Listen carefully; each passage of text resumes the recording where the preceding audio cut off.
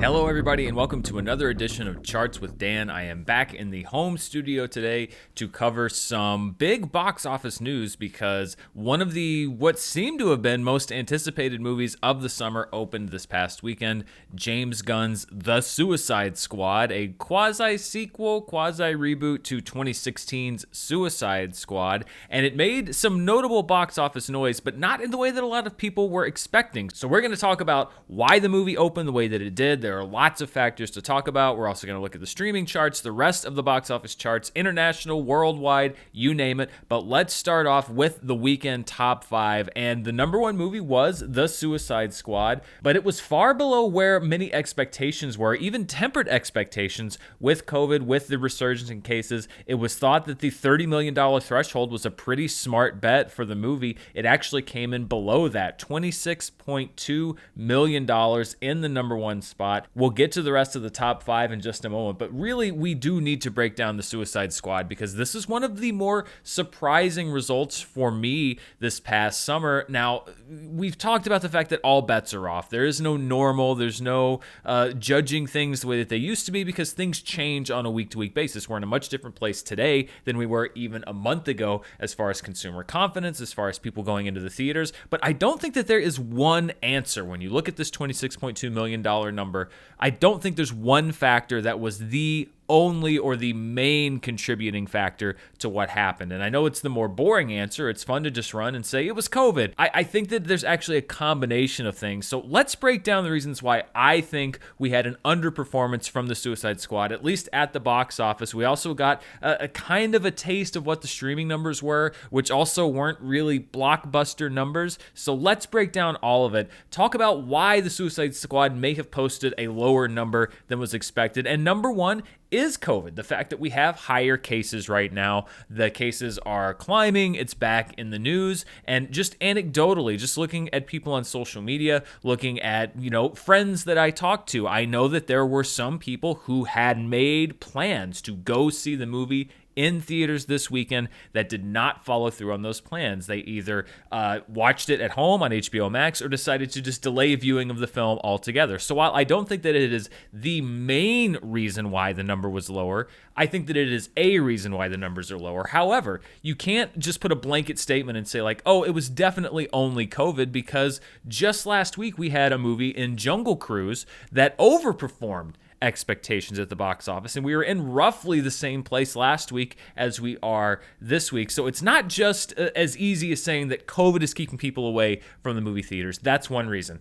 Another reason, of course, HBO Max. Much like Jungle Cruise, much like Black Widow and a lot of other movies, Suicide Squad is available to watch at home, and it was an alternative for a lot of people this past weekend. As with all other Warner Brothers movies, this one is available day and date to all subscribers on HBO Max. However, again, you can't just chalk that up as the main reason why, because we've seen plenty of Warner Brothers movies that were available day and date that also had openings that were at or above expectations. We're talking about Godzilla vs. Kong. We're talking about Space Jam: A New Legacy. Now, I'm not talking about their overall box office performance. I just mean these were movies that opened higher than was perhaps expected of them. But when you dig a little bit deeper down into the tea leaves and into the numbers, I don't think you can just look at COVID and HBO Max and say, okay, well, that's the reason. There are a few other ones when you look at some of the response surrounding the Suicide Squad. And the first one is one of the biggest drivers for people to go to the movies or not go to the movies of all time,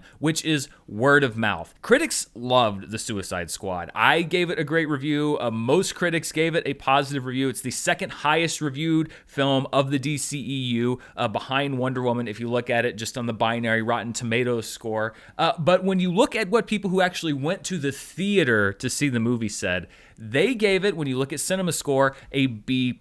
Now, we've talked about CinemaScore before. It is a measurement of how opening night audiences measured this movie largely up against their expectations of the film. But the B+ CinemaScore is not a great CinemaScore. It's okay, but it's not great. The interesting thing being that the original Suicide Squad back in 2016 also received a B plus cinema score. And word of mouth on that movie wasn't great, although I kind of feel like we have this very polarizing thing with these two Suicide Squad movies where the word of mouth on The Suicide Squad 2021 is not as positive as critics had, and the word of mouth on Suicide Squad 2016 was not as negative as the critics had it. I think that there's a meeting in the middle on both of these movies, but when we're breaking down box office numbers, which is what this show is about, you have to look at word of mouth and realize that it was not a crazy, the people that went to see it on opening night were probably not raving about this movie to their friends, to their family, to people that may have been undecided about going to the theaters. Am I going to watch it at home on HBO Max, or do I want to take what I consider to be even a negligible risk to go to the theater and see this movie? It doesn't seem like the first wave of people to go to the theaters to see this movie were really pushing people hard to go and see it. So that's another factor when we look at the box office performance this weekend. Another thing to look at, just general audience interest. And these were interesting numbers. We've talked about Samba TV and the fact that, and even the studios have said, this does not denote general viewership because they cannot count mobile devices. These are only televisions that Samba is able to measure. But the more movies that they do these measurements for, the more we can at least sort of begin to compare them against each other, just based on these metrics. They released the Samba TV numbers, and 1 million fewer people, according to Samba TV, watched The Suicide Squad in its first 3 days than watched Mortal Kombat on HBO Max in its first 3 days. 3.8 million versus 2.8 million. And I think that's very indicative of a few things. First of all, Mortal Kombat is a somewhat similar test case. It's the same studio, it's the same release strategy, it's the same rating. You have an R rating as well. And when you go back to when Mortal Kombat opened, it opened just $3 million lower than the Suicide Squad. Also a rated R movie, although keep in mind as well that Mortal Kombat opened at a time that was much more dicey, at least as far as vaccines go. It was right before vaccines were widely available, so confidence in the movie-going experience was still pretty low. So the fact that you had a similar amount of people go to the theaters for this R-rated film, but 1 million more people watching it at home for Mortal Kombat versus Suicide Squad, I think says to me that there was maybe, again, not as much audience demand for this movie amongst the general public as there may have been amongst the people that follow film closely, the hardcore DC fans, a lot of the people that you see on social media, etc., the most energized fans. And I think it could be another case where people that, like myself, that were looking at the interest in this movie, and we'll see, I picked this as I think the number 2 or 3 movie of the summer, we're really overestimating what the general public was wanting with this film. It could be, as we mentioned, the word of mouth. It could be with the last Suicide Squad movie back in 2016 that somebody who went to see that 5 years ago said, wait a minute, haven't I already seen this movie? You just put a "the" on the front of it, and is it a sequel? Is it not a sequel? Because Margot Robbie's in it, but where's Will Smith? Does this one have the Joker in it? Does this one not? There could have been consumer confusion or just a general overall lack of enthusiasm for this film, regardless of the actual quality of it. So that's something that you have to look at when you base that off the numbers and the fact that Mortal Kombat drew a lot more eyeballs on its opening weekend. And Warner Brothers seems to have, without giving actual numbers, confirmed this piece of information because the head of Warner Brothers said that this was the second most viewed movie over its first 3 days in the history of HBO Max. That would jive with what we know with the Mortal Kombat numbers. Godzilla vs. Kong had good numbers, but they were measured over the first 5 days, so that's why we're not able to draw an equal comparison there. But I think that audience interest is something that we have to look at, and it maybe even be backed up all the way if you go back to 2020, because arguably the marquee character for the average person on the street in this movie was Harley Quinn. She's the most well-known, people know who Margot Robbie is, and yet in early 2020, just before the pandemic became a thing, but really before it really started to affect box office grosses,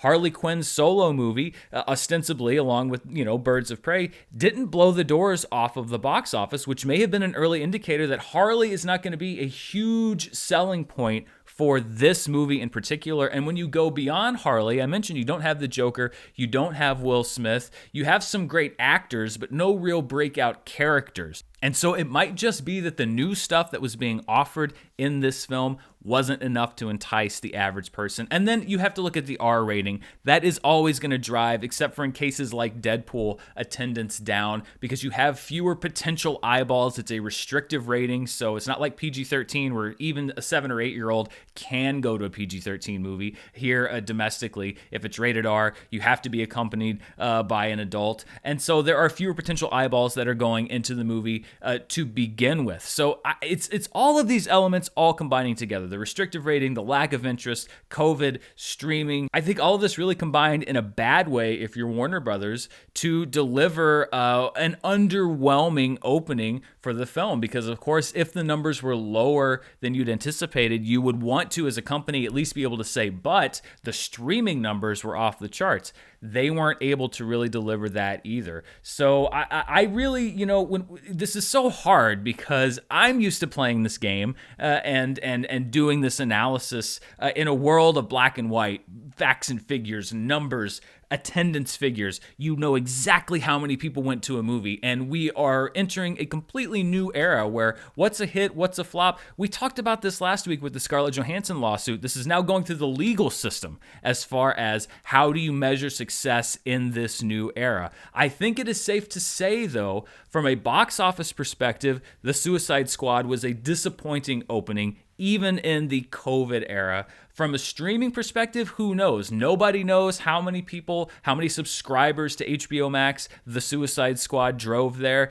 It doesn't seem like the demand for the movie was outrageously high amongst the HBO Max subscribers, but maybe over time it will equal out these losses at the box office. And the reason that I say losses is I put together something kind of interesting, which is we've always talked about, well, what's the threshold for success? And it's even a little bit outdated at this point, but we've talked about it before for many years, is to double your budget at the worldwide box office. That could be an indication that your movie at least has a shot of making money. And that's where Warner Brothers has really not had a whole lot of success. So these are the Warner Brothers releases kind of post-pandemic in the HBO Max era, if you will. You have the movies here. The blue is the movie's budget. The orange is the movie's worldwide gross. So these are not even domestic grosses. This is total worldwide gross for each of these movies. And then these green arrows here, I call that the money line. That's the line that's roughly 2 times the budget of the movie. It's the line that you want to get above if you want to become profitable, hopefully, in the theatrical window. So again, this is not accounting for the fact that you're going to be bringing in now some streaming revenue, but this is just making money at the box office and essentially money that Warner Brothers would have to be making up with the streaming revenue. So you see Judas and the Black Messiah, not even close as far as box office revenue in orange to the budget of the film in blue. The Little Things also not close. The Conjuring 3, we've talked about these Conjuring movies. I think the whole franchise recently crossed $2 billion at the worldwide box office, and yet the budgets on these movies are kept so low that they are all box office hits. And you can see that the worldwide gross of The Conjuring 3 was well above twice the budget of the film. So that's a movie that is going to make money in the theatrical window, guaranteed, looking at these numbers. And then you add to this premium video on demand revenue, anything that you're going to be bringing in through HBO Max, etc. Tom and Jerry, again, that one was a bit of a lower budgeted film. That made twice its budget back at the worldwide box office. Mortal Kombat did not reach that line. In the Heights, its worldwide gross currently is less even than its production budget. So it's a money loser no matter how you cut it. Space Jam: A New Legacy right now, and we're still waiting on a lot of movies to see if they're going to be getting a release date in China, but right now it's a $150 million budgeted movie. So to make a bunch of money back, you're looking at a $300 million minimum worldwide gross. It has a lot of space to make up there to get up to that green money line if it wants to be profitable in the theatrical window. But look at Godzilla vs. Kong. That movie was budgeted at just over $150 million, but it has close to a $500 million worldwide gross. That's a movie that enjoyed a successful run in China, that also made $100 million here domestically, which only 4 movies have done in recent history or in the recent past domestically. So Godzilla vs. Kong is a movie that was likely profitable in the theatrical window. But look at these next 3 are the 3 biggest budget movies that Warner Brothers has had on its release schedule since the pandemic, and all of them have not even come close. I guess Tenet would be the closest so far to making money in the theatrical window. You have The Suicide Squad. Obviously, that's just one weekend's worth of gross, so that number is going to look a little bit better as we go. Wonder Woman 1984, its worldwide gross didn't even cover its production budget, much less the 2 times number needed to make money in the theatrical window. And then with Tenet, it did not reach, and that was over $200 million budgeted film.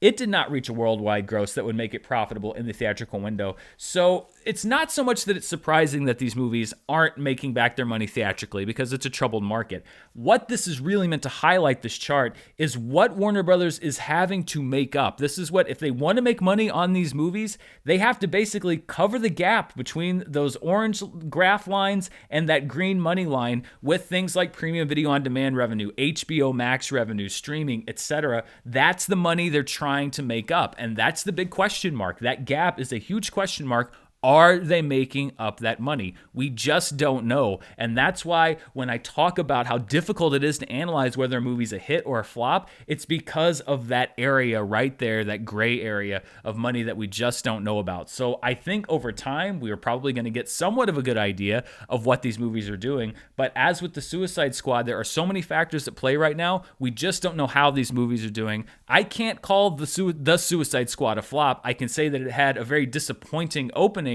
but at the same time, there's so much yet to be written. We'll see how it does here domestically. I would not hold my breath for a release in China, because the first Suicide Squad film did not get a release in China. This movie, probably because of the large amount of violence, etc., I probably will not get a Chinese release either, unlike potentially Space Jam: A New Legacy and Black Widow and Jungle Cruise, which are all waiting to hear about. So that's one market that I wouldn't count on for the Suicide Squad. We're just going to have to see how it does over time. Hey, I also just noticed that Baby Yoda apparently passed out at some point. So let me just... There you go. Sorry, Grogu and I were out on the party scene. We were at the cantina a little bit too late last night. Okay, let's look at the rest of the top 5 this past weekend domestically. Jungle Cruise, in its second week, $15.8 million. It dropped 55%. That's a somewhat decent hold in COVID times with availability on streaming. You have Old, which dropped 40% in week 3. That is nearing a $40 million domestic gross. And that's another thing when we talk about, you have to look at different numbers. That was an $18 million budgeted film, which means that it's already likely approaching profitability, at least as far as the production budget goes, in the theatrical window. Plus, when you add on top of that premium video on demand, etc., and the fact that Universal is not self-dealing its movies to its own streaming services in the same way that HBO Max is, for example, where you can watch it at home if you have the streaming service. Universal is still making it first run at home in the premium video on demand window, so you have to rent it, buy it, etc. So Old is very likely going to be a moneymaker for Universal due to its lower budget. Then we have Black Widow in the top 5 for its 5th weekend. It is soon going to pass Captain America: The First Avenger as the 3rd lowest grossing MCU film domestically and worldwide. That is not accounting, of course, for the Disney Plus with Premier Access revenue. It will be hitting physical media very shortly, and still waiting on word on when or if it is going to hit the Chinese market. That's just the way that it is with China. You just never know until the last minute. And then in 5th place, we have Stillwater, which is in the same spot that it was last week. It had we see this a lot of times with more adult-oriented films, where they have maybe smaller openings, but they also have smaller drops. It dropped 45% to stay in the top 5, whereas The Green Knight, which was in the top 5 last week, dropped 62% to finish in 6th place. Looking at the comparison for the summer box office, we've been doing this kind of weekend by weekend comparison of 2018, 2019, 2020, and 2021. 2020 is the gray flat line on the bottom, of course. And again, this is following a similar pattern where we have a bit of a downturn in the 14th weekend at the summer box office. But as we have seen, I mean, really, if you look at that weekend 11 this year, is the only time that we have come even close to matching matching box office revenue from either of the previous two blockbuster summers, summers as usual, I guess you would call them. But we continue to see this downturn and a huge gap between box office revenue. So almost at the end of the summer season now, we continue to track well behind previous summers, even on a curve. It's not pretty to see. But something that is pretty, at least for people that are on this list, this is something we started last week. We are now going to start keeping track of the 10 highest earning stars of summer 2021, at least at the domestic box office. And as you can see right there, at number 10 is Samuel L. Jackson. At number 9, the cast of Space Jam: A New Legacy. The Suicide Squad puts Margot Robbie in at number 8 because she was also a voice in Peter Rabbit 2: The Runaway. So that cracks her into the top 10 there. Then you have the cast of Cruella, the cast of A Quiet Place Part 2 minus Emily Blunt, the cast of F9. I actually made a mistake. Well, I didn't. My sources made a mistake in saying that Michelle Rodriguez was in an independent film in addition to F9. That's actually a different actress named Michelle Rodriguez. So she joins the cast of F9 minus 2 cast members, then the cast of Black Widow, and then this is a big summer. Michael Rooker and John Cena are actually tied as the second highest grossing stars of summer 2021 because they are both in both F9 and the Suicide Squad. So they are now running together for number 2 in a tie. And Emily Blunt, still the highest earning star of summer 2021 domestically, with over $200 million, approaching $250 million in domestic grosses. That is off the back of 2 films that have done fairly well. A Quiet Place Part 2, which was an unqualified hit, and then Jungle Cruise, which is still in release. So Emily Blunt staying on top, but we now have Michael Rooker and John Cena coming in at 2 and 3. We'll see how the Suicide Squad does and if they can both overtake Emily Blunt in the weeks to come. Let's look at the top per theater average, and it was The Suicide Squad at $6,548 in 4,002 theaters. Not a spectacular number for a summer blockbuster, but that's something that we've been saying pretty much every week as the summer movies have sort of come and gone. It's a scary time if you're a studio, but a scarier time if you are a theater owner. And we actually saw our first film, which is Clifford the Big Red Dog, that was supposed to come out in the early fall. That's been pulled from the release schedule. And as more movies come out, if we get even more movies that continue to disappoint at the box office, the specter of further delays begins to loom. I certainly hope that isn't the case, because I've gotten used to doing the show the way that it should be done, and I would hate to have to go back. So let's hope everybody does what they need to do and we're able to get this behind us. Let's look at the limited release films. These are movies that are in 1,000 theaters or fewer, 9 days. This was a movie that we talked about last week, and I mentioned that it was going to be going into wider release this week. It takes over the number 1 spot on the limited release chart with $232,000. Roadrunner, a film about Anthony Bourdain, which we'll also see on the streaming charts, is still in 268 theaters and number 2 on the limited release chart with $176,000. Pig, which is entering the premium video on demand / streaming window, is 170 theaters strong still at $103,000. Escape from Mogadishu, which we saw last week on the international charts, and spoiler alert, will make a reappearance this week, had a very small release here in the domestic marketplace, 42 theaters, $65,000. And then Ailey, which is a documentary about legendary choreographer Alvin Ailey. We saw this as the per theater winner, I think 2 or 3 weeks ago, and it has had an expansion to 88 theaters. It's number 5 in limited release with $47,236. Let's leave the confines of the domestic marketplace and look at the top 5 films internationally. And number 1 is The Suicide Squad with $35 million.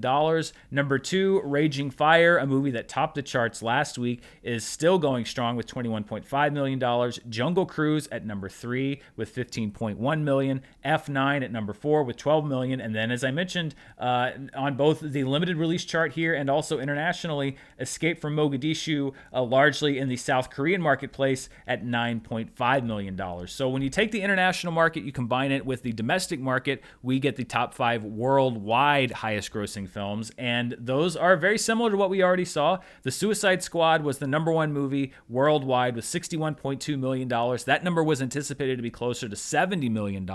So it did not reach that benchmark. Jungle Cruise is number 2 with $30.8 million, followed by Raging Fire. F9 at $13.2 million continues to do well around the world this summer. And then Escape from Mogadishu there at number 5 on the international and worldwide charts with $9.5 million. Taking a look now at the summer box office race here, it is as we get into August, we have only a few weeks left. So this is really starting to take shape. It's not looking good for me, I'll tell you that much. Let's look first of all at the latest summer box office top 10. Black Widow finally overtakes F9 about 3 weeks later than I certainly had it pegged to become the highest grossing movie of summer 2021. F9 moves down to number 2. A Quiet Place is entrenched there at number 3. Cruella is at number 4. Space Jam: A New Legacy is up at number 5. However, if you look, we actually have 3 films that are all crunched in within about $300,000 of each other. Jungle Cruise enters the chart at number 6, but as we sit today, it's probably past Space Jam: A New Legacy. We're probably going to see it there at number 5 next week. It is currently number 6. The Conjuring: The Devil Made Me Do It drops down 2 spots to number 7. The Boss Baby Family Business drops down a spot to number 8. The Forever Purge drops 1 to number 9. And Peter Rabbit 2: The Runaway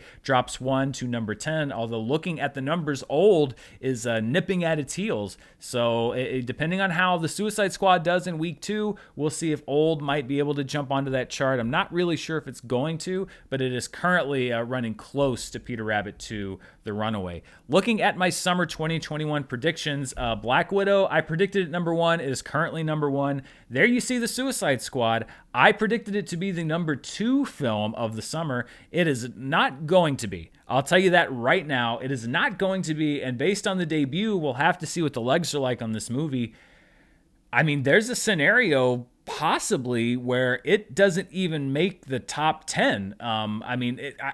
I don't know how likely that is. It depends on how some other movies do this summer, but it's certainly a possibility, which would mean that I would have incorrectly predicted 2 of the top 5, both of them Warner Brothers releases. Obviously, I was way too high on both the Suicide Squad and In the Heights. Shang-Chi obviously does not open until Labor Day weekend, so we have some time there. F9 and A Quiet Place Part 2 are currently ranked. Free Guy will be opening this upcoming weekend. Jungle Cruise is ranked in the top 10 now at number 6. The Conjuring: The Devil Made Me Do It is currently ranked number 7. I predicted it at number 9. And then Candyman, which is opening in later this month, is still not open, so we don't know how that's going to do. But a very unpredictable summer, and I think that I may do the worst I've ever done at the summer box office prediction game, but I guess that's probably not too surprising given what's been going on. It's definitely not business as usual at the summer box office or the box office in general. Let's take a look at the top 10 over the past 365 days, and this is really becoming Tenet watch because we've watched it slowly slip down the charts. This is essentially the 2021 box office and largely the 2021 summer box office with the exception of Godzilla vs. Kong, but we've just watched these 2 2020 releases slowly get bumped down. Black Widow is number 1, F9 is at number 2, Godzilla vs. Kong is at number 4. Those are the 4 movies, along with A Quiet Place Part 2, that have grossed over $100 million post-pandemic. And then you see Cruella, Space Jam, Jungle Cruise opens at number 7, The Conjuring at number 8, and then The Croods at number 9, and Tenet, which is now in the number 10 spot at $57.9 million. It is 24 days away from being in the 365-day club, meaning it will have been on the chart. It will age out essentially after 365 days. It ain't gonna make it, folks. I know that there are some movies that are close, but I don't see it getting there in the next 3 weeks. Maybe I'm gonna be wrong, but I don't see it happening. I think Tenet is going to come very close, but I don't think that it's going to make it unless some of these movies just get absolutely stopped in their tracks, which, listen, stranger things have happened. So it's possible, but I think that Tenet's days are numbered in the bad way. I think it's going to fall just short. Raya and the Last Dragon drops out of the top 10 highest grossers for the previous 365 days. And then looking at the 2021 domestic chart, again, it largely reflects the summer box office with Black Widow now number 1 for 2021 domestically, dropping F9 to number 2.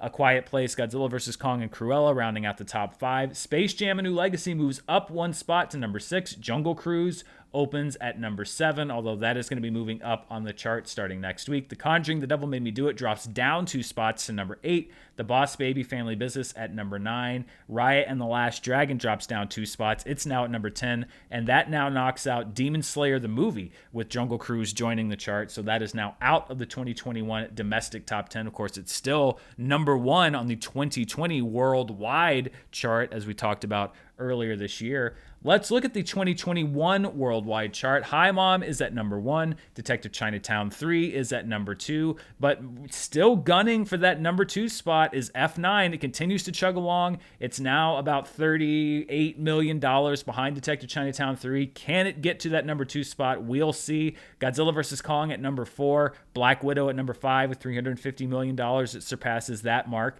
A Quiet Place Part 2 at number 6, followed by Cruella and The Conjuring: The Devil Made Me Do It. Chinese Doctors and Cliff Walkers rounding out the top 10. Literally no change in this chart from last week.